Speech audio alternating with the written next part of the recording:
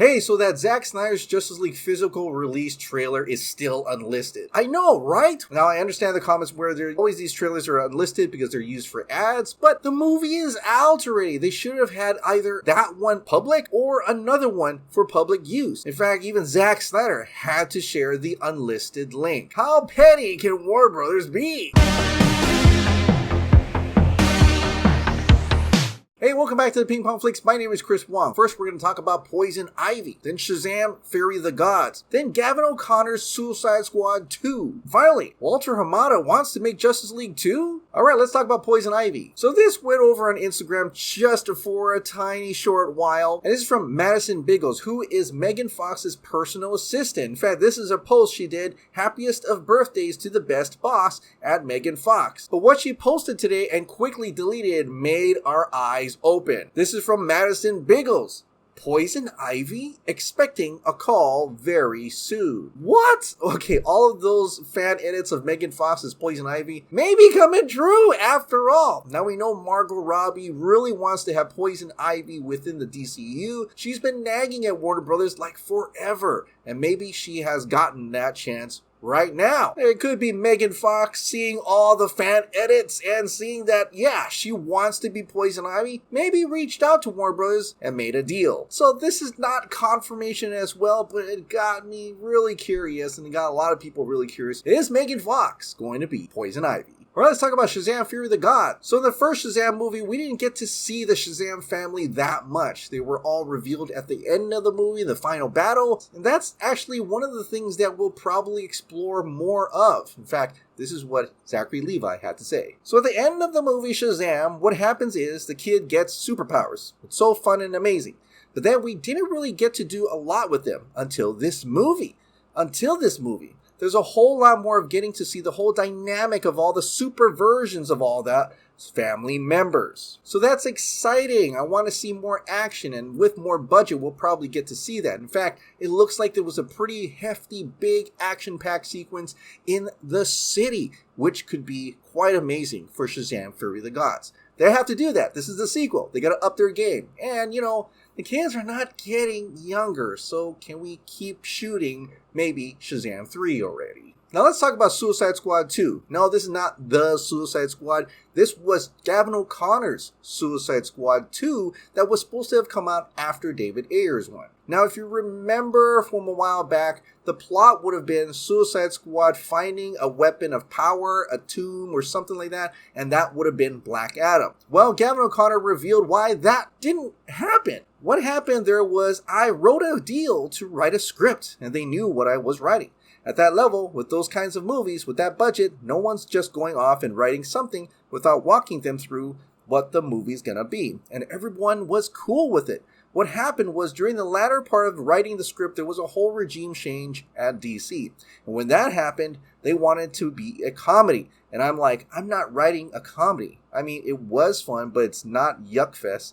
And the new regime wanted a different movie than I was writing. And it's a good thing that regime kind of changed for a bit, because we're not going to get a comedy Yuckfest, The Batman. But still, yeah, it hurt the potential of the Suicide Squad 2. Also makes me wonder if it was all the same. Was Gavin O'Connor's Suicide Squad 2 the same as Mel Gibson, who's going to do Suicide Squad 2 as well? Remember that? Unfortunately, we can't go back in time unless Gavin O'Connor gets a chance to make like Suicide Squad 3. I don't think so. They seem to be happy with James Gunn so far. But it does go to show the DC's up and downs in terms of regime changes. And thankfully, that regime that was also responsible for Justice League is pretty much gone. There's just a few more execs that just need to go. And one of those execs, in fact, is Walter Hamada. So let's talk about Walter Hamada wanting to make Justice League 2. Now we know the deal. Zack absolutely wants to make a Zack Snyder's Justice League 2 and 3. But because of the toxic environment over at Warner Brothers in terms of Toby Emmerich and Walter Hamada, you know, he's just waiting for the call at this point. And it's possible maybe that call will come by once Discovery takes over Warner Brothers. And David Zaslav kind of, you know, brings in Zack Snyder. Crossing our fingers. But like I've said before, Justice League is a big name, just like Avengers. There is no possible way that either with or without Zack Snyder, Warner Brothers is not thinking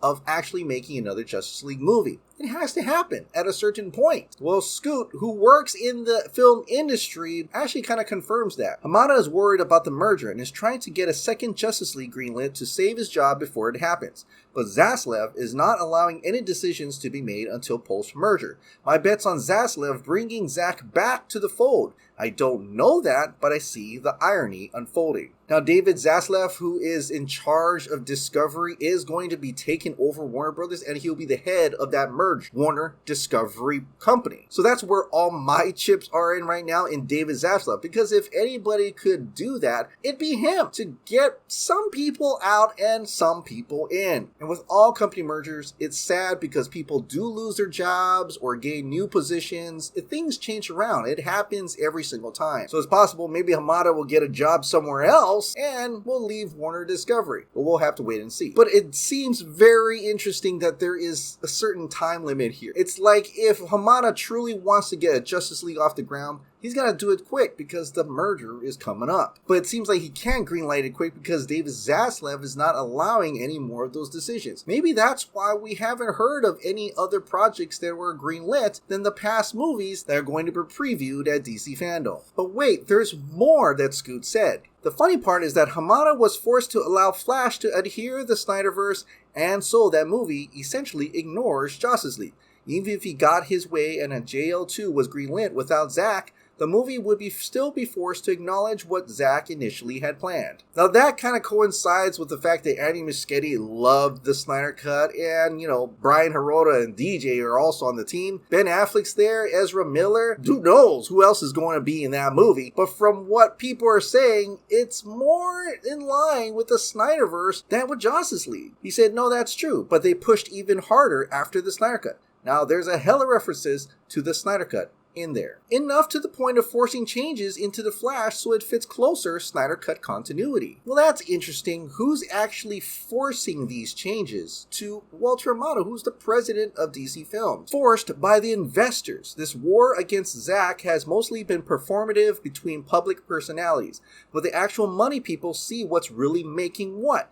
When Zaslav said the DC Trinity were top priority post-merger IP, that indicated where the money is headed. Now, what he's referring to is when Dave Zaslav, at that meeting about the merger, he talked about DC being a very important IP, and he named off Batman, Superman, and Wonder Woman. Although, if I were to think about DC, I'd probably go for Batman, Superman, and Wonder Woman. So I know Scoot is in the industry, but sometimes it's hard to tell if he's actually heard about this or this is his professional opinion. I like to think that it's definitely something he's heard. At least I want it to be something he's heard. Like I said, I'm putting a lot of chips in the Discovery court right now, and I'm really hoping they'll save the day. No, I don't believe Zack needs to make every single DC film, but I would still love it if he could finish his vision, which is Justice League 2 and 3. I wouldn't even mind if Zack Snyder got someone else to direct Justice League 2 and 3 and he just produced it. But if this is true, that means there is inner turmoil over at Warner Bros. Discovery. The execs over at Warner Brothers are afraid of the merger and they don't want to get fired. So they're trying to save their jobs, and they're going to try to green light a lot of different projects if they can before the merge happens. This almost feels like that Kevin Tsujihara, Toby Emmerich back in the Justice League days, where they try to get Justice League out by November before they lose their bonuses. It's got that pressure there. And if back then they were scared of AT&T and we got the Snyder Cut anyway, maybe this is our chance to get the Snyderverse after all, which is Zack Snyder's Justice League 2 and 3.